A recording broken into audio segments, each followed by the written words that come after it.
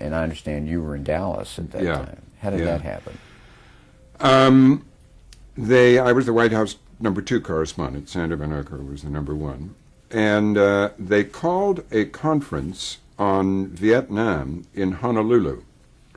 And Salinger went to it, and the generals came from Vietnam, and the ambassadors, and I think Dean Rusk went to Honolulu. They all had this big high-level conference because things had begun to go nasty.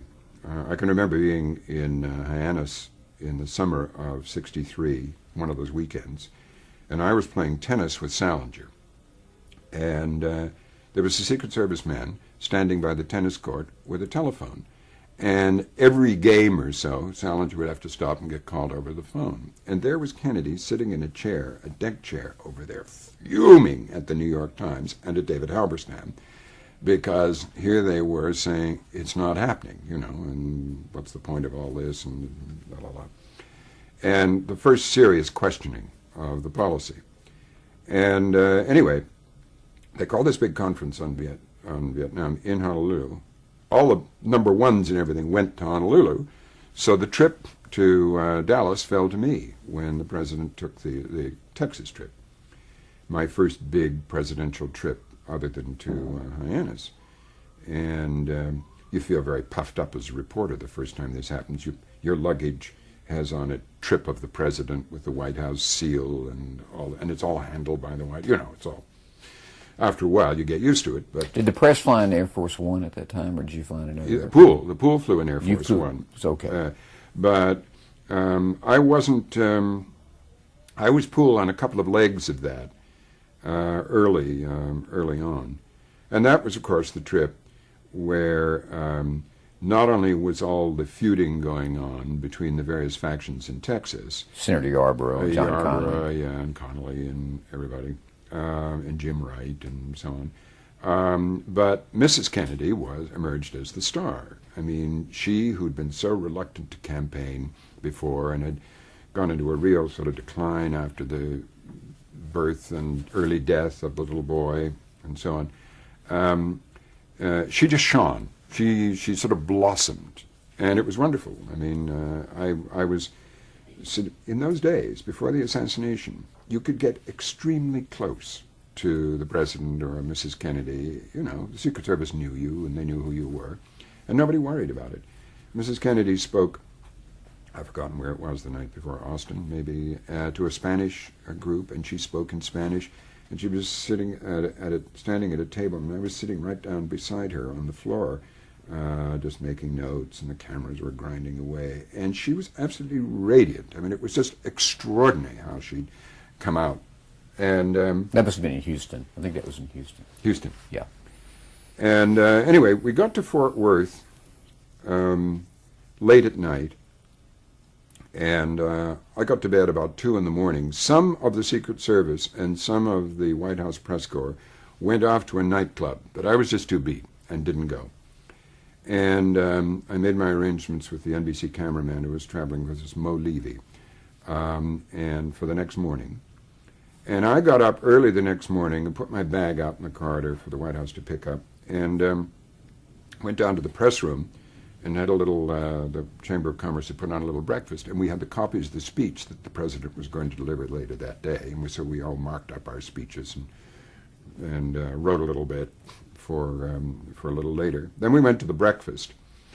Then we went outside to the parking lot, and where there was a platform, and Jim Wright and Yarborough and Connally, they were all lined up like guilty boys behind him, and the president spoke. And then he worked the crowd. And I was very close to him, almost at his shoulder, as he went around working the crowd. And it was really extraordinary, the kind of what that crowd felt for him. I mean, and he emerged from it. I walked with him, right beside him, back into the hotel. And his eyes rested on mine a couple of times. He didn't know me well, but he knew me slightly. And his eyes were absolutely cold, always, really cold gray. The smile was in the crinkles and in the mouth and the big teeth, but the eyes somehow remained, I always thought, very cold and calculating. Anyway, as he walked back into the thing, he reached into his hip pocket and took out a clean handkerchief. And he said, well, that was pretty good. very quickly, and he wiped his hand from shaking hands with, and the handkerchief was black from all the, and he put it back in his pocket. And then went into the lobby of the hotel, and there was a crowd on both sides of the lobby funneling into the entrance for the breakfast, held behind ropes, and one woman, hysterical, said, "I can't touch him, I've got to touch him." And like Leonardo's God, so Jim Wright reached out and he touched her with one hand and touched Kennedy with the other, as though to transmit the spark, and the woman was ecstatic. So we went into the breakfast, and everybody knows the scene there with the Chamber of Commerce, and the boys sang the Yellow Rose of Texas, the boys' choir, and they tried to present Kennedy with a Stetson and boots, and he wouldn't put the hat on because he would never put a funny hat on. And he made the joke about, he made the joke outside, "I'm sorry, Mrs. Kennedy isn't here, but it takes her a little longer to get ready." Anyway, I was standing in the hotel kitchen, with Godfrey McHugh, who was his Air Force aide, who always traveled on Air Force One with him. And there was Mrs. Kennedy in the kitchen, waiting for the entrance. And finally, when everybody's, "Where's Jackie? Where's Jackie?" then made the entrance to thunderous applause, huge success, so on and so on. And it was full of good fun. And I said to Mo Levy, the cameraman, "Well, if nothing else happens today, we've got a story with Jackie. Why don't you take that back to the Fort Worth station, and then we'll move on." So we got in the buses outside and went off to the plane, the press plane, at Fort Worth. And in those days, the tradition was on the press plane, the minute the door is closed, the stewardesses, as we called them then, flight attendants, came down the aisle with a tray of Bloody Marys, and you had one. Not everybody took one, but most of us did. And so I'd been up very late and up very early in the morning, a little bit of breakfast, and the ice cube and the lime section from the Bloody Mary were just bumping against my nose in this little plastic glass as the plane landed at Dallas, because it was only like 8 minutes. Yeah. And the plane landed on this bright, bright day, and we got out, and I had my raincoat and briefcase with me. My suitcase had taken care of. So I ran to there were 2 press buses lined up. I ran to what looked like the first press bus and put my stuff in a seat in the front, and then went back outside. And finally, Air Force One pulled up, and I will just never forget the sight of that. It was so bright, my eyes ached in the sunlight. And then when Mrs. Kennedy came out, and with this pink strawberry ice cream colored suit with the facings of navy blue turned inside out, and the little pillbox hat to match, her hair glossy in this bright light, the vivid color and everything, it looked surreally colorful. It made the eyes ache to watch. And then when somebody at the foot of the plane handed her a huge bouquet of blood-red roses, the color of those roses in that bright sunlight against the pink of the suit was really startling. I felt as though I'd smoked pot or something and had all the, which I did once in Tangier, and saw what it does to your vision, your color vision. I mean, it enormously heightens your color vision. Anyway, it was as though I'd done that, and it was only one Bloody Mary. But so I followed them as they went along and shook hands along the fence. And as I said, you could get very close to them. And I was right beside Jackie when a hand reached through the chain link fence and broke one of the roses off and took it back inside. And there were people high school kids with a banner over the fence. They kind of lowered it on the president, but it was all very jocular and easy. And then they got into the limousine. And I ran for the press bus and discovered that my stuff had been moved, or they'd moved the buses, so the one behind had come to the front, and my stuff was in the other bus. Anyway, I had a seat right in front of the first press bus, on one of the transverse seats right in the front, on the opposite side from the driver. So we started off in the motorcade, and we were about 6 cars behind the president's car. So, and being higher up, we could see over the other cars, and the Secret Service car, and the pool car carrying the wire services and a couple of photographers. And so in the early part, this is weird, it was the outskirts of Dallas were almost deserted. There were just a few people holding up signs. And I began to get a little drowsy. And I had this daydream. And in my daydream, somebody took a shot, fired a shot, and I got out of the bus and I chased the person who'd fired the shot. And then I sort of woke up and I said, come on, get real. And you know, there'd been a lot of stuff about some trouble expected in Dallas. And they'd got out every policeman, canceled all leaves, citizens, given the right of citizens arrest, you know. They'd really put on the heavy security. So I shook myself up and began making notes of signs and things. And then we got in downtown Dallas, and the street ahead of the motorcade looked like a river whose banks were constantly shifting because people would swell out in the crowd and then swell back, and you wondered how the motorcade could get through them because they were weaving sinuously through this crowd of amazing to see. And the reception was euphoric, unbelievable. We all kept commenting on all the nice things people were saying and shouting. And we got down to the end of the main street just before the turn into Dealey Plaza, and I got out my notebook and began making a few notes because in a few minutes at the Merchandise Mart, or the Trade Mart, I was going to have to do an NBC News on the Hour, and I knew what pieces of the speech I wanted to excerpt. And we just turned into Dealey Plaza, and I was just figuring what I would lead on when there was a bang, and we all said, what was that?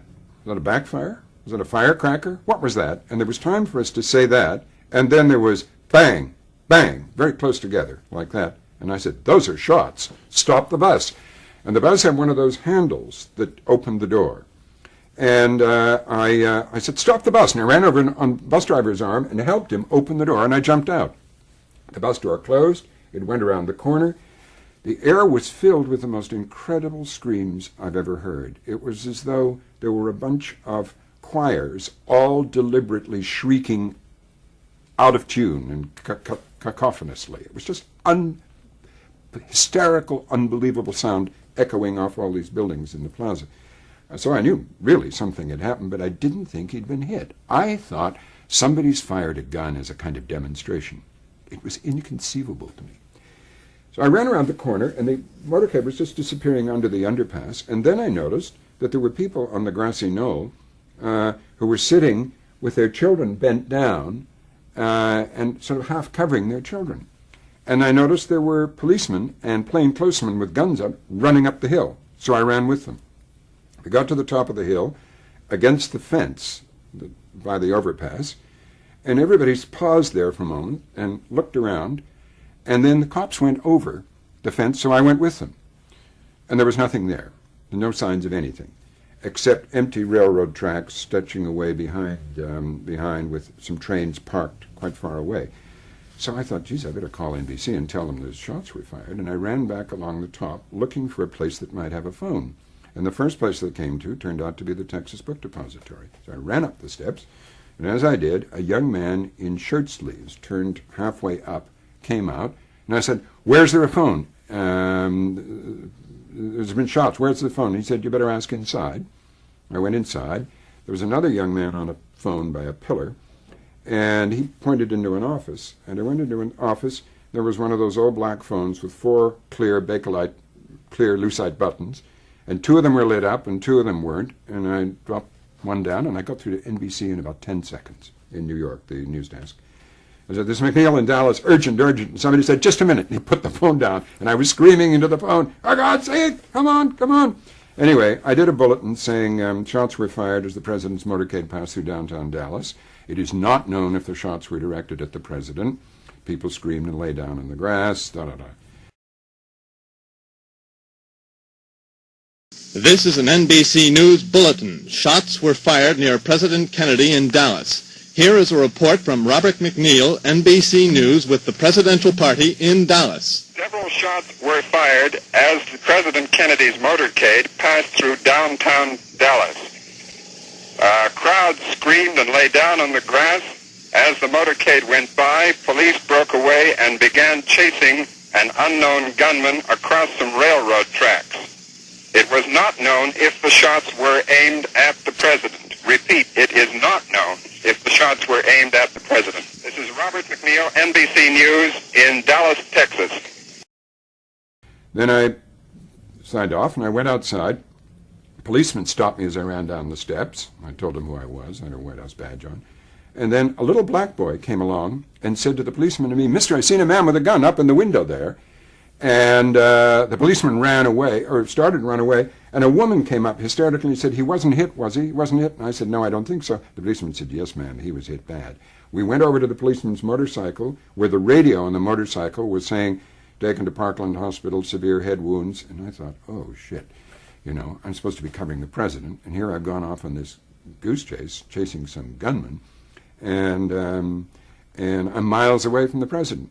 So I ran out into Dealey Plaza. The traffic was congealed. It was all the horns were beeping. Police motorcycles were riding up over through flower beds and up steps. People were screaming, horns beep. It was unbelievable chaos. And I ran several streets until the farthest street feeding into the plaza, farthest away from the book deposit, the traffic was moving. So I ran in front of the first car that came along and stopped it and opened the door. I said to the young guy, "I'll give you $5 if you drive me to Parkland Hospital." And he said, "Well, okay." And $5 was $5 then. And I got in, and he said, "What's the matter?" And I said, "The president's been shot." He said, "Yeah, I heard that." I said, "What do you mean you heard it?" "I heard it on the radio." "Well, turn the radio on again." And he said, "It's in the back seat." He'd heard the president had been shot on a little transistor radio, and he turned it off and put it in the back seat with a bunch of cake boxes he was delivering. Unbelievable. Anyway, I took him by the arm, I slid over behind the seat, and I kept punching his arm, saying, drive faster, NBC will pay any fines, don't worry, go through red lights, anything." Nobody could have cared less, because all the police cars were screaming the other way at 100 miles an hour past us. I got him to stop at a gas station, and I went in and did another bulletin to NBC saying he'd been hit in the head and taken to Parkland Hospital, This is an NBC News Bulletin. We take you now to Robert MacNeil, NBC News in Dallas, Texas. Several shots were fired today as President Kennedy's motorcade passed through downtown Dallas. A police officer at the scene said he believed the president had been wounded and has been taken to hospital. People screamed and lay down in the grass as the shots were heard as the motorcade went by. Police immediately fanned out over a wide area. A small Negro boy and a white man said they had seen a man with a gun in the window of a building overlooking the route. This is Robert MacNeil, NBC News in Dallas, Texas. He got me to the hospital just a few minutes after the motorcade and the pool car. All the rest of the press had gone off to the merchandise mart in the buses, and they didn't turn up for a long time. So I went into the emergency room section, through the swing doors in the emergency room, and there's the emergency room desk, and there was Merriman Smith of the UP dictating the story that won him the Pulitzer Prize that day, and the nurses all on his arms saying, "You can't use this phone, you can't use this phone," and Smitty just went on dictating the story. I went out, and there in a little anteroom, through another swing door, were 2 payphones that nobody had noticed. And I grabbed one of them, and I had it for the rest of the day, and got through to NBC. And then later, Bob Pierpoint of CBS turned up, and he had the one next to me. And we would get interns or doctors or nurses to hold the phone while we went in to try and find out what had happened, and talk to whoever we could, the priest who delivered the raft rites, to the various aides. No one would say anything. I said to the priest, "If you deliver the last rites, does that mean he's dead?" And he would say, "I delivered the last rites," and that's all he would say. Then the Secret Service came through and said, everybody out," and Pierpoint and I ducked down. There were glass panels in the door that swung out into the main lobby. We just ducked down on our phones. I'm talking to Huntley and Frank McGee in New York. He's talking to Cronkite on the other phone. And they cleared everybody out, and then we peeked out, and here's Lyndon Johnson coming out, white as anything, surrounded by Secret Service men and aides. And we both dropped the phones, and we burst out like this. Johnson looked as though we were about to shoot him. I mean, oh, my God. And the Secret Service pushed us out of the way, and Johnson just bowled his way past us. He knew us both very well. And bowled his way past us, went out. So we reported that he'd gone off. And then then later, Mrs. Kennedy came out, and I was in the lobby as she came by with her hand on the coffin and the blood all over her skirt, and this extraordinary dazed look in her eyes that everybody saw. So they went off. NBC said, you better stay there. We got lots of people in Washington and elsewhere. You better stay there in Dallas and see what happens there. And so then it was announced before I left the hospital, and that's the huge difference from today. We didn't have a live camera there. No way of getting a live camera. You know, it was all film. It had to be taken back to Fort Worth and processed and then cut and then put on the air. Fort Worth was an hour's drive away, you know, all that. Today you'd have instant uplinks everywhere. It all would have been, you know, I would have been like one of these CNN people, blah, blah, blah, blah, blah, all the time from the thing. As it was, you did stories when you had something and could get through. So NBC only finally got a mobile unit going because it was broken down in Fort Worth. They couldn't get the engine going on the mobile unit, so they got a wrecker truck to hoist the front of the mobile unit up, and they drove it from Fort Worth to Dallas in the wrecker truck and parked it outside the courthouse, and it was there for Oswald's transfer when Pettit, and Pettit, the NBC, Tom Pettit, the NBC reporter, live saying he's been shot. My God, you know that famous scene. So it worked. But so I was still at the hospital, and I heard that this guy called Oswald had been arrested who worked at the book depository. And I said, isn't that odd? That's the building I went into. God, it must have been coming out about the time I went in. Didn't think anything more about it. I went down to the police station that evening. I saw Oswald as they paraded him back and forth twice. And to make a long story short, about a year and a half later, I was back at NBC in New York, and William Manchester was just finishing The Death of the President. He called me up and said, could I confirm that it was Oswald I had talked to on the steps of the book depository? And I said, no, I couldn't. Didn't know the building had anything to do with the shooting at that time. I was just looking for a phone. I don't remember the man well enough. And he said, well, I'm convinced, and I'm going to say in my book that it was Oswald, because I've been all over the ground minutely, second by second, and I've timed your call to NBC and where you were and where other people were. And did you know that Oswald told the Secret Service that night that as he was leaving the book depository, a young, blonde, crew-cut Secret Service man ran up the steps and asked him for a phone? And he says, I think Oswald mistook you for a Secret Service man, because no Secret Service did go into the building. And I was young, blonde, with a short haircut, a gray suit on, and a White House press badge. And so that's what he says several times in the book, Death of a President. And I don't know.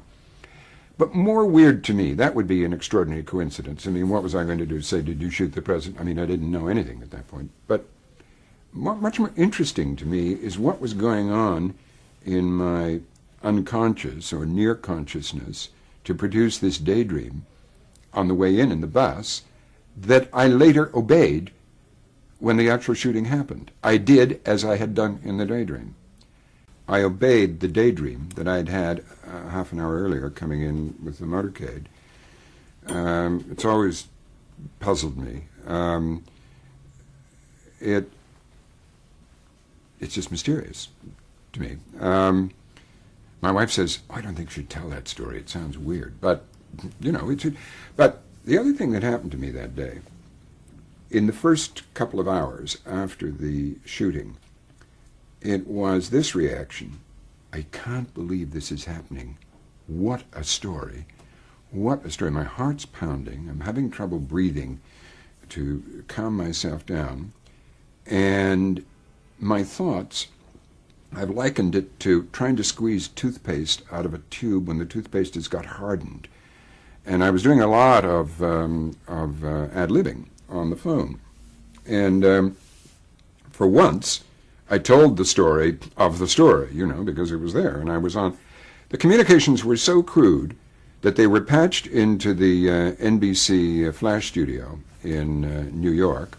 And Huntley was in there, and Frank McGee. And they couldn't patch through the payphone from Dallas on the air in New York. So they tried, there's a picture, there's television, they show it every now and then on A&E or somewhere. There's a picture of Huntley trying to hold a microphone to the phone receiver on which I'm talking. That's and right. eventually McGee said, look, this isn't working. Why don't you just dictate, tell me a sentence and I'll repeat it? And that's what I did, which gave me time to think a bit more. And it was much more like being a wire service reporter. And it gave me time to get my thoughts in order. But so then that night, I went back to Fort Worth, expecting to do a piece for the Huntley Brinkley show, the big deal, you know, the news. It had gone to half an hour that couple of months before that fall, as Cronkrite's news had, and it was a big deal. And I was the NBC correspondent covering the story. And I called up the NBC, the producer of the Huntley Brinkley show. His name was Irwin Sofchick, and I said, well, Irwin, I'm back at Fort Worth and ready to do a piece. And he said, well, actually, we've got a piece for the show tonight because Charlie Murphy was there, and what he meant was that they had rushed back raw footage, a 100-foot roll from a Filmo, no sound, taken by the NBC cameraman David Weidman in the pool car and spraying all over the place after the shots were fired. In fact, including a shot of me running up the hill, which I've seen. Anyway, and Murphy is sitting in Fort Worth, and when they ran out on the air, he kind of ad-libbed a commentary over it, and they were going to use that as the piece from Dallas. And Sofchick said, why don't you do a piece on Jackie's Day? And I lost it. That was the first time I really lost it. And I swore at him, said, what the fucking hell do you think you're doing? I'm the NBC White House correspondent on this thing, and you're not going to give me... And I could hear him turning aside and saying, I think MacNeil's lost his cool, you know, all this stuff. But all the emotion came out. But I did what I was told, and later that day I did in the Huntley Brinkley show, I did a piece on Jackie Kennedy. And then later on a special that evening, I told more of what I knew. Then the next day, I said to myself, fuck them, I'm going to do what I want to do. And I grabbed a crew, and I went off, and I started at Oswald's home in Irving, and then I went to his rooming house in Dallas, and I talked to his landlady, and I went into his room, and I shot all this stuff where the Secret Service had just been. And I followed every movement of his and talked to all the witnesses. I had 2 or 3 witnesses to him shooting Tippett, and right through to the shoe store where he hid, to the movie theater where he went in. I talked to the person who sold him the ticket, the ushers inside the theater, and I had about a half-hour film. Well, nobody does half-hour films for network television. But I said to them, you're going to need this. And they said, come back and do something for the special, do a hard news thing. And I said, you're going to need this, and I'm going to go back to Fort Worth and I'm going to edit it. And I went, because I love making film. I went back to Fort Worth, and I edited the bloody thing. And I was still doing it on Sunday when Oswald got shot. And they called me up and said, get back to Dallas immediately and report on Oswald. And I said, but I'm cutting this film, and you're going to need it. And they said, go to Dallas. So I went back to Parkland Hospital, went to the press conference about Oswald dying, and then got in my car and drove back to Fort Worth and continued editing my film. Well, the film did get on the air, and it got on the air just after a press conference by Henry Wade, the district attorney, and we had more evidence in our film, more eyewitnesses, everything, than he had in his thing. And they ran it about 20 minutes, and which film incidentally has disappeared. I was going to ask you about that. This kind of stuff, I don't know. You know, it's one of the great sort of, I don't know what the word is, carelessnesses of the networks was not realizing what vessels of history they really were at crucial times. Some of the stuff is kept, but a lot of it has disappeared. But it reminded me of oh, I know, I forgot to tell you. After Mrs. Kennedy left, Mac Kilduff, after she left the hospital on the day of the assassination, Mac Kilduff, who was the assistant press secretary, came around to collect any of us who were still in the emergency room. And only Pierpont and I were there, because everybody else had cleared out. And he came to get us, and we said, for God's sake, Mac, tell us what's happened. What's happened? He said, there's going to be a press conference. I can't tell you. And we followed him all the way around the outside of the hospital, a long way. You had to climb over little fences and up bits of lawn and over walls and everything, all around to a nurse's room. And we kept panting. Pierpoint and I said, "For God's sake, Mac, tell us. For God's sake, Mac, tell us." And no, I can't. Anyway, we got into there was a nurse's classroom on the other side of the hospital. And I must say he was good enough to come and get us himself. And he said, "Okay, finally." And he put his hands on the desk at the front, and his hands were trembling, and tears were running down his face. And he said, President John F. Kennedy, and somebody said, "Wait a minute, what time is it?" And everybody agreed it was going to be 1:30, whatever the time was. And then, holding his hands down to stop himself from trembling, and with tears running down his face, he said, "President John F. Kennedy died today of a gunshot wound in the brain." And Pierpoint and I raced out of the room together, through the swing doors, all the way around the outside of the hospital again, all the way back over the fences and everything else, till we came back to the two payphones where doctors were holding him for us, grabbed the phones, and he told Cronkite, and I told Huntley that the president's death was official. That's how hard the communications were then. I mean, really silly. And earlier, I can remember Cronkite saying, Pierpoint saying to Walter, "Walter, you can't say the President of the United States is dead until it's official that he's dead." Because Dan Rather had it from a police source or something. Dan was the local reporter. Had it from a police source that he was dead. And Pierpoint was saying, "You can't kill the President of the United States until he's dead," all this. Mm-hmm. Anyway, so that was just a little piece that belongs back earlier in that thing.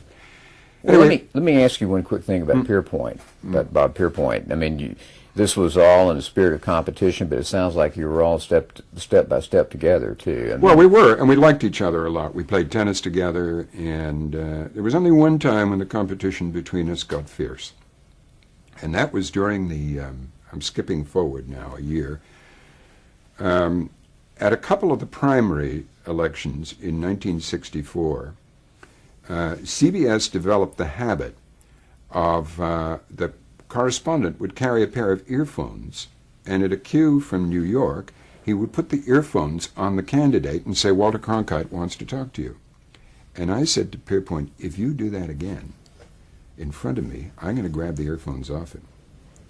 And Pierpoint said, "Okay, I won't do it again, and I'll tell New York we can't do that." I mean, it was preempting a press conference for everybody so that Walter could talk to the goddamn candidate. And that's the only time I had any. Pierpoint and I we really liked each other. And sure, you could be competitive, but you were competitive in things like that, but also in what you said and how you said it and how much you understood of what was going on. And he was a very experienced reporter. were you aware of Dan Rather at that point? I know. I only heard that a CBS reporter was saying that he was dead. Oh. I'd never heard of Dan Rather till then. So anyway, after the assassination, I went into a month of kind of depression. I couldn't believe that this could happen, how it could have happened. Also, I was living in Washington, and my wife came over from London to join me. I'd come ahead with the kids because she wasn't well, and that wasn't working well, and that contributed to the thing. But I stayed at home reading Maigret novels. It was one of my idols, Georges Simenon novels about the French detective inspector Maigret, and writing notes to myself and wondering why everybody was so chirpy about the system continuing and the system really works and the continuity goes on and the democracy is safe and everything. And I was saying to myself, the democracy is safe and this has happened. I mean, what in this society bred this event? What could have got into the mind of this Oswald or whoever was with him, if anybody was with him?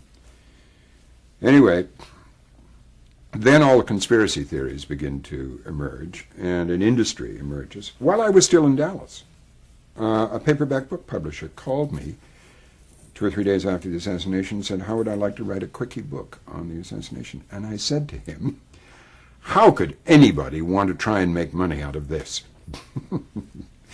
Naive kid, still shocked. But I'd forgotten one incident. Apart from blowing up at Irwin Safchek the night of the assassination, I was so busy doing my stuff the next day, I didn't really feel anything. And then the day of the funeral, we set up our camera on the grassy knoll where people were coming to lay flowers and to leave little notes and then to stare at them.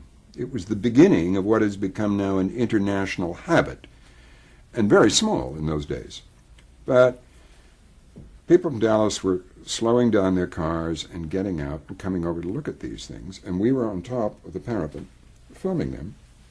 Some of them with their hair in curlers, chewing gum, you know, to show you the network culture of the time. I later did a radio commentary on how hard it is to show grief in the face of somebody who's chewing gum with their hair in curlers. And NBC said, the producer said, I don't think we can use that because Wrigley's is one of the sponsors. Anyway, we were filming all this, and as we were filming, trying to get a mood piece that would go with for the Huntley-Brinkley show later that day, an old man came and sat down beside me and put a transistor radio on the little stone parapet. And at that precise moment, the Black Watch Regiment was passing the microphone in the parade, and the bagpipes were playing a lament. And now I suddenly lost it, and I found myself bawling there. I was just tears pouring out of my eyes, and I was sobbing, and I remember feeling how strange this is, because it hurts. If you don't cry very often, it hurts to cry, you know. Your tears are very salty, and they burn in your eyes. Anyway, I got over it after a while, but the reason for the cue was that only about 10 days earlier, on a brilliant autumn afternoon, I'd been on the south lawn of the White House.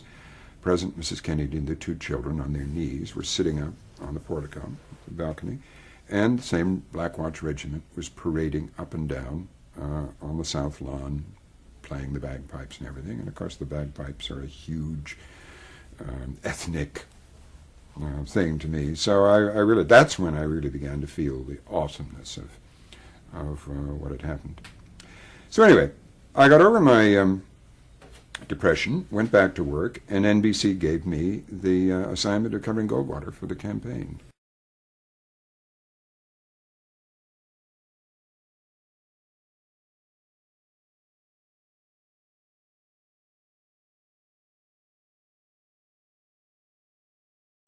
From two sources. Again, it is not... Bill, excuse me. We have NBC's Bob MacNeil on the line now with a report. Please go ahead, Bob. White House Press Secretary Malcolm Kilduff has just announced that President Kennedy died at approximately 1 o'clock Central Standard Time, which is about 35 minutes ago. After being shot at After being shot by an unknown assailant during a motorcade drive through downtown Dallas. The president died approximately 25 minutes after the attack took place. He had been rushed bleeding and unconscious To the Parkland Memorial Hospital in Dallas and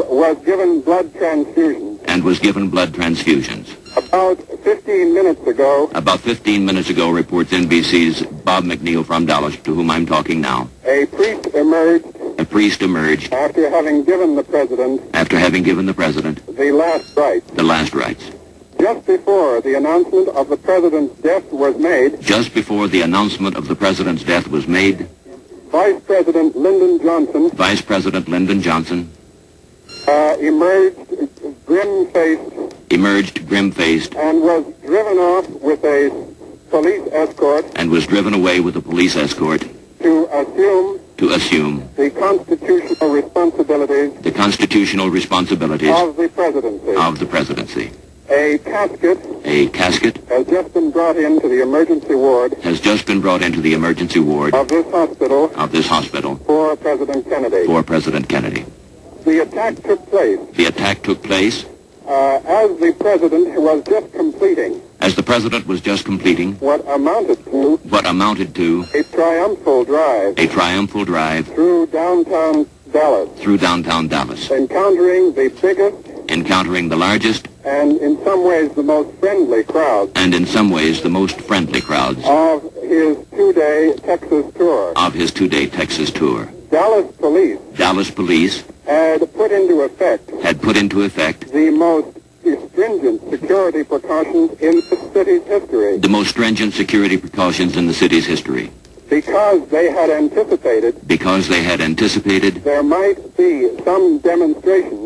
be some demonstrations against President Kennedy, like those which marked the visit similar to those which marked the visit of UN Ambassador Adlai Stevenson on October 24th. Mrs. Kennedy, who was sitting beside the president in the open car, was not hurt. However, the governor of Texas, John Connolly, who was also in the car, was wounded reportedly in the chest. And more blood. Repeat, Bob. Further supplies of blood for transfusions for the governor have just been brought into the hospital. The shooting came, according to witnesses, from the second floor of a building called the Texas School Book Depository. Which is about 100 yards from the tree-lined parkway on which the president was driving when the shooting occurred. 3 shots were heard. Frank, that's about all I can tell you at the moment. Bob, thank you very much. We'll keep the line open. Okay, we'll keep the line open. That was a report from NBC's Robert MacNeil at the hospital in Dallas, Texas, confirming by way of word from the White House press secretary that President Kennedy is dead. Now, Frank McGee, who has been keeping an open telephone line to the Parkland Memorial Hospital in Dallas, where President Kennedy died, is once again in touch with the NBC correspondent who was traveling with the president, Robert MacNeil. Here now, Frank and his communications with MacNeil. Yes, Bob, I understand that they're clearing the room, so would you give us a report on what you can see from there now? Well, President Kennedy's body, Frank... President Kennedy's body... is in the emergency section. Oh, I'm sorry, Bob. I understand you can be heard directly now, so go right ahead with a straight report. President Kennedy's body is in the emergency section of this hospital at the end of a long corridor. For the past 45 minutes, the corridor has been filled with bewildered-looking White House officials, hospital interns, reporters. Now police are clearing out the entire corridor, and we believe that the president's body is about to be brought out. A bronze coffin was taken in about 15 minutes ago, and that was shortly after White House Press Secretary Malcolm Kilduff had officially announced that the president died at 1 o'clock Dallas time, that is 2 o'clock New York time, after the shooting incident in downtown Dallas. Bob, thank you very much. Does this mean you will have to leave this telephone? I can hold on for a second here, Frank, I think. Well, please do. I'll hang on as long as I can. Yes, as long as you can. And, yes, Bob, I am. Do you have word? Frank is speaking to NBC correspondent Robert MacNeil. They've been in constant telephonic communication since the story first broke. Robert has been working at the hospital, and of course you can appreciate that there are times when he will be off gathering information, other times when he will come back to the phone to report to us. And so from time to time, Frank and he will confer as to whether or not he has new information that he can add to what we already know about what happened in Dallas today. Bob, if you'll stand by just a moment.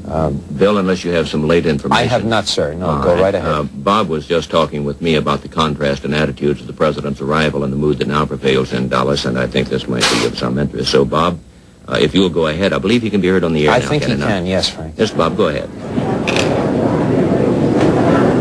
How extraordinary the contrast was. When the President and Mrs. Kennedy arrived at the airport, there was a crowd of many hundreds, and Mrs. Kennedy, following the practice she's developed the last couple of days, took the initiative in going over to the fence, and she and the President walked all along the fence, shaking hands with both hands, and the crowd was really delirious with them.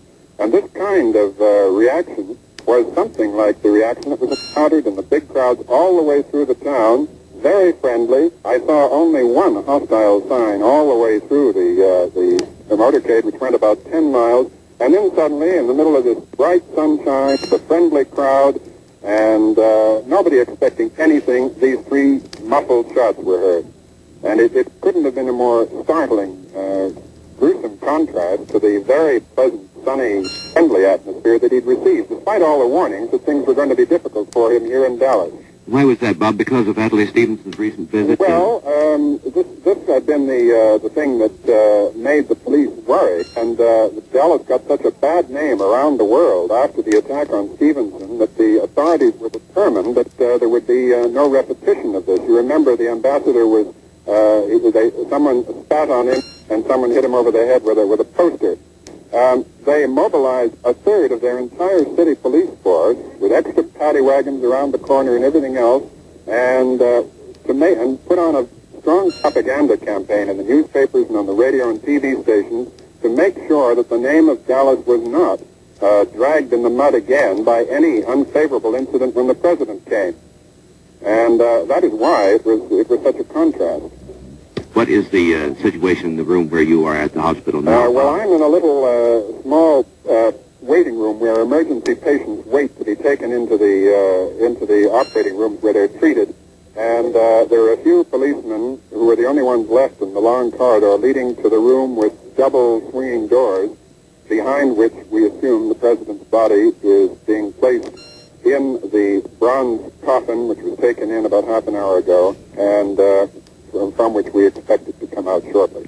Bob, we have a still photograph here in the studio that has just moved, and it shows a man and a woman and what looks like two small children lying on the ground. I understand you saw these people. Yes, well, they were the first people I went to. I must have got there shortly before that picture was taken, when I jumped out of the press bus, and they, in common with many other people, were screaming and lying down in the grass to escape from the shooting. The minute the shooting sound started, the air was filled with the screams of women and children. A sort of very feminine wailing filled the air, and everybody lay down on the sidewalks, on the grass, on the edge of the parkway. And I assume that the picture you're talking about is that, because nobody else I know was, besides Kennedy and Governor Connolly. We lost a part of that. You say, as far as you know, no one else. As far as I know, no one else was hit other than President Kennedy and Governor Connolly. Now, Bob, again, about the area or the building from which the shot apparently was fired. Could you describe that for us and tell us about how far away it was from the car and how they would have been able to see the car from that distance? Yes, well, I'll describe the scene. There was, as you come out of the main street of downtown Dallas, which was packed with people, it feeds into a parkway called the Triple Underpass. And that parkway, which is lined with trees and lawns, takes a bend. And behind some trees, in a sort of service road, is a brick building of about 8 stories, which is called the Texas School Book Depository. I see. So according to witnesses, 2 of them who I talked to and the police talked to, say they saw a man with a gun in the, one said the 2nd floor, another one said the 4th floor, a window of that building. Now, from either floor, Frank, he would be able to see over the low trees to about 100 yards away where the president's car was. An unobstructed view, Bob? I would think so. I was not able to go up to either of those windows, so I couldn't see for myself, but looking at it from the ground, it looked as though it would be. The president, therefore, must have had presented either a profile to the assailant, if he was, in fact, in those windows where the witnesses say, or his 3/4 back, because his car had actually passed the direct line from the window. You see, the way it went is the car would have approached the window head-on, then turned left and gone down a slight decline under the underpass. Just a moment, Frank. Yes, Bob. That seems to fit, Bill, with what he said. The word that we had here was the president was struck in the right temple. Yes, Bob. The president's body has been carried out. Go ahead. Say again, Bob. The president's body has just been carried out of the hospital in the bronze casket, and it was accompanied by his military aide, Major General Clifton. And It has been placed in an ambulance. I understand it is being taken straight to the air base where he landed to be flown back to Washington. I see, Bob. The crowds have all been moved away from the door by the local police and the Secret Service. I can hear the motorcycle escort outside with the ambulance starting up, and the president's body with some police motorcycle escort is now pulling away from the hospital. It is about 1.5 hours since he was shot. The president has been dead for about 1 hour and 7 minutes. Vice President Lyndon Johnson, who is now constitutionally the president, left immediately after the president's death was confirmed, and with a police escort went off to the airport, presumably to go straight to Washington to assume the constitutional responsibilities of the president. Bob, returning to your earlier narrative, you had just taken us to the point where the president's car had turned, and I was about to ask. Now, there were 3 cars behind him with Secret Service and several Texas congressmen, and then I was in the first press bus, the front of the first press bus, which came behind those. And just as we turned the corner, about 40 feet behind the president's car, I heard 3 shots. Now, Bob, was the president seated or standing at that The time? president was seated because there were very few people at that point. It was a thin crowd at that exact point. Most of the crowd had been concentrated a few hundred yards back. The president was seated, Mrs. Kennedy was seated, but when I heard shots, I saw people fall to the ground and was not looking for the moment at the president. The car immediately disappeared under the underpass and speeded up to go straight to the hospital. And I left the press box and went to this building from which the shots reportedly came. Mm-hmm. What sort of a building is it, Bob? Well, it is I told you the title. It's the Texas School Book Depository. It's a orangey brick building of about 8 floors, and it was showing an expanse to the street of maybe about 8 windows wide in the front. Well, Bob, from the point where they think the man with the gun might have been seen to where the president was actually felled, would it have been possible for him to have been struck by a bullet in the right temple? That's his I believe that if he was using a high-powered rifle with a telescopic sight, one policeman told me he understood it was a high-powered rifle. I don't know about the telescopic sight. I assume that from that distance it could be. I see. Could be. About how fast was the president's motorcade going at the time quite of the slowly. firing? It was about, by that time, having just gone around the corner, it was probably between 15 and 20 miles an hour. Mm-hmm. And Vice President Lyndon Johnson was how far behind? I'm not sure, Frank, which car. There was a jumble of congressmen in the car immediately behind, and I'm not sure which car Vice President Johnson was in. And then you say, of course, that the motorcade speeded up immediately and rushed toward the hospital. And disappeared under the underpass, and I had jumped out by that time and was running with the police. They thought the assailant had fled over some railroad tracks, and they chased him through what they thought was the assailant, through several trains. Standing on the tracks, and I went with them, and therefore didn't see the president immediately as he went under the underpass. Well, did they apprehend this person they were chasing? No, they apprehended nobody at that time. They went back and started talking to witnesses on the scene. I see. I just wanted to interrupt you to tell you that you are going on the air. You are, in fact, on the air now, so why don't you make the report direct, Bob? Go right ahead. We can have pictures, Frank, in about 15 minutes. I see, Bob. The doctors who attended President Kennedy have just reported his condition. Dr. Moment, I've lost my notes here. All right, Bob. Yes, the chief attending surgeon at the hospital, Dr. Malcolm Perry, said the president was in critical condition from wounds in the neck and the head when he was brought into the hospital. Neck and head. Neck and head. He said it is possible that these were both caused by the same bullet. I see. I'll just tell you what the doctor said. He said they immediately attempted resuscitation. The professor of neurosurgery at the hospital, Dr. Clark, was called in, and several other doctors. They arrived, but the president's condition at that time did not allow any sign of resuscitation. He was critically ill and moribund, that is, near death. They attempted respiration. They gave him oxygen, anesthetic. They performed a tracheotomy, that is, making an opening into the neck to assist breathing. They gave him blood and fluid, and also chest in the tube to remove any possibility of air getting into the pleural space. They attached an electric cardiograph to monitor his heartbeat, but shortly after that, his heart failed, and they tried external massage to produce a heart movement again. This was without any success.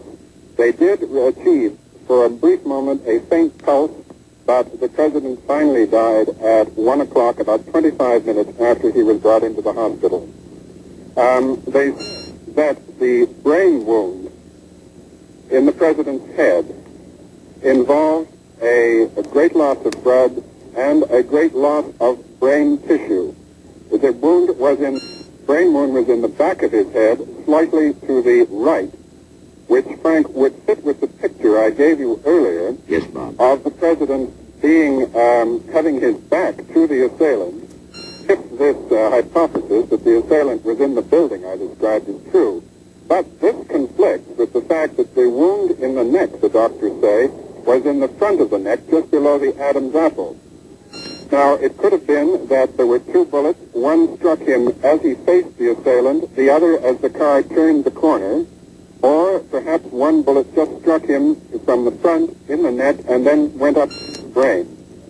In any case, the president never regained consciousness. The president was unconscious from the moment he was struck until he died. Unconscious and near death from that moment. I see, Bob. And now, we understood, you told us earlier that the president's body had been removed from the hospital. It was a speculation at that time that it was being taken to the airfield. Yes. Are you able to confirm that it has gone I believe that is true, that it's reported that it has gone to the airfield to be flown back to Washington. And but Lyndon Johnson, the new president, is for the moment remaining here in Dallas. Do you know where he is at the moment? I do not know at the moment where he is. But he is not on his way back to Washington? No, he is not. Not as yet. Yes. Bob, thank you very much, and stand by.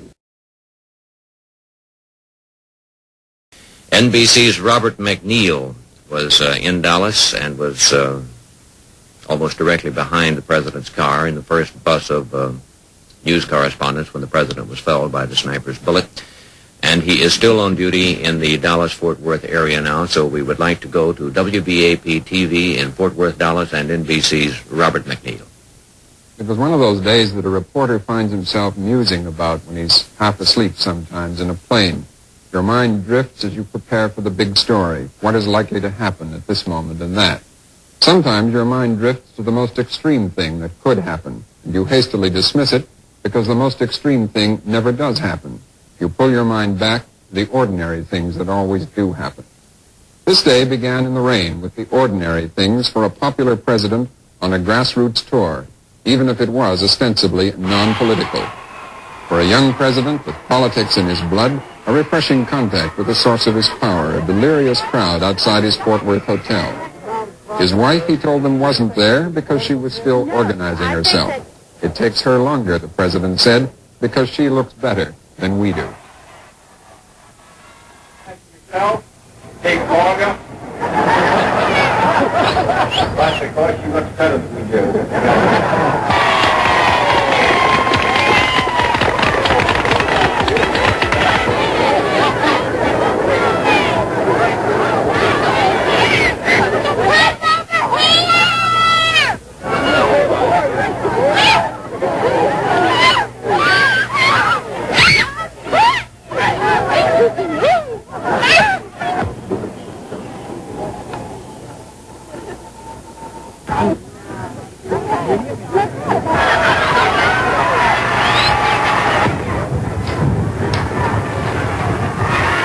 Mrs. Kennedy did appear a little later at a Chamber of Commerce breakfast, timing her entry by waiting outside the door until all others were introduced. She appeared with thunderous applause, radiant in a pink suit and matching pillbox hat. This caused her husband to think back to a day 2.5 years ago in Paris. Years ago, I said that introduced myself in Paris by saying that I was the man who had accompanied Mrs. Kennedy to Paris.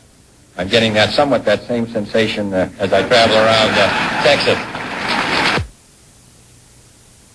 A new Mrs. Kennedy has emerged this trip, a first lady no longer shy about the rough and tumble of politics. arrival in Dallas from Fort Worth, she was true to her new form.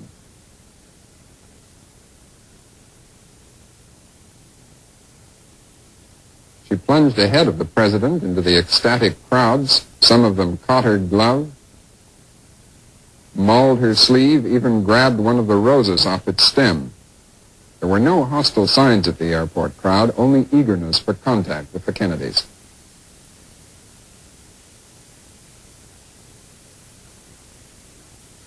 Then into the open limousine for the motorcade through Dallas. The president had done this thousands of times. He sat on the right, Mrs. Kennedy on the left. Everywhere the crowds were bigger than expected. Dallas authorities were jittery. Security precautions were the heaviest in the city's history. Dallas was determined that its name, smirched round the world by the attack on UN Ambassador Adlai Stevenson last month, would not be dragged through the mud again. There were heavy police forces all along the route. All possible troublemakers had been searched out and warned. All but one. The downtown streets. In the first press bus, we strained to catch any signs of the hostility the Dallas precautions had led us to expect. But all we saw was a vast and friendly crowd, but many thousands of welcome jack signs. It's approaching 12:30 p.m. Dallas time. The crowds in the tall business district are overfilling the sidewalks. Some throw streamers and torn paper in a miniature ticker tape parade. The reporters look at each other. There have been no incidents. At about 12:32, the motorcade turns a corner into a parkway. The crowds are thinner. NBC cameraman Dave Wigman, in a car ahead of us, takes a passing shot of a building, then 3 shots are heard, like toy explosions. Wigman jumps from his car, running towards the president with his camera running. People scream and lie down, grabbing their children.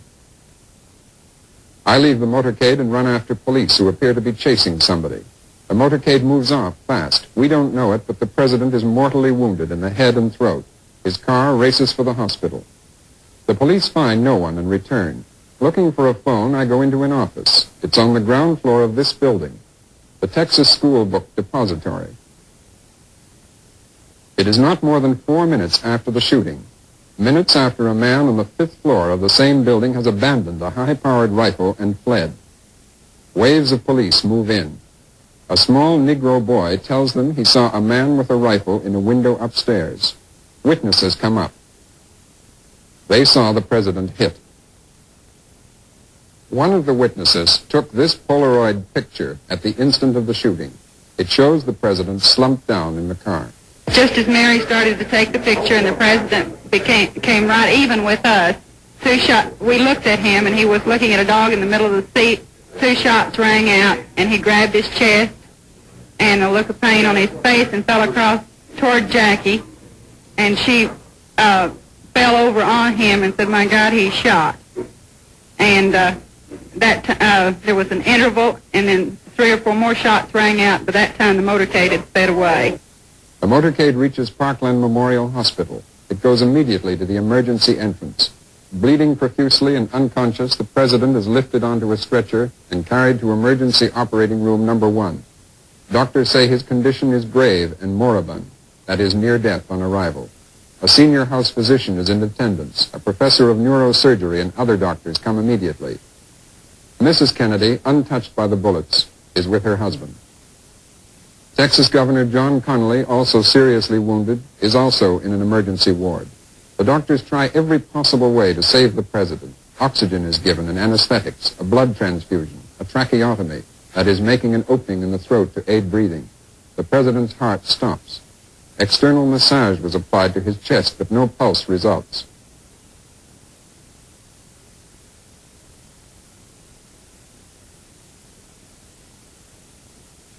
A priest is called to administer the last rites of the Roman Catholic Church.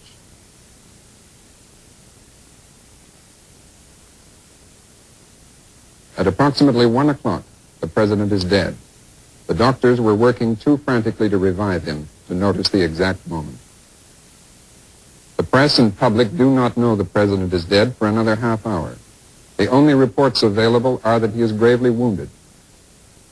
At 1:31 Central Time, White House Assistant Press Secretary Malcolm Kilduff tells the press the president is dead.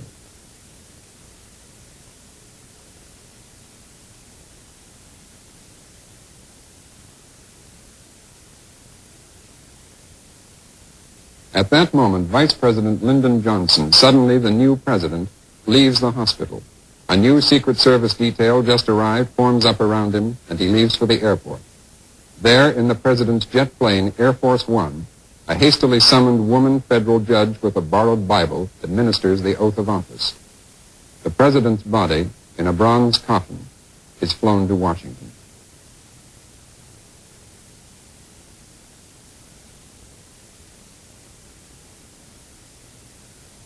Dallas police moved with great speed after the shooting. The story of the chase, arrest, and questioning of a suspect from NBC's Tom Pettit at police headquarters in Dallas. In Fort Worth, 28 miles west of Dallas, police picked up one suspect who was later cleared and released. The man apprehended was identified by Fort Worth police as 22-year-old Donald House of Ranger, Texas. House was picked up after Dallas police put out a pickup order on his car following the shooting and killing of a Dallas police officer. As he was taken into police headquarters, House shouted, "I didn't do it." And after questioning, he was completely cleared and released. In Dallas, the prime suspect still is being questioned. He is 24-year-old Lee Oswald of Dallas, a former Marine who spent some time in Russia, who at one time had applied for Soviet citizenship. He has been associated with the Fair Play for Cuba Committee. Dallas Homicide Captain Will Fritz has directed the interrogation of this suspect, who police say has been placed in the building from where the bullets were fired at President Kennedy. Oswald has been charged with the murder of police officer J.D. Tippett, who had gone to apprehend Oswald, but he denies killing President Kennedy, says he is being held because he was in Russia. But Dallas Police Chief J.E. Curry says interrogation of Oswald will continue, that he is a very good suspect in the death of President Kennedy. Tom Pettit, NBC News, at Dallas Police Headquarters.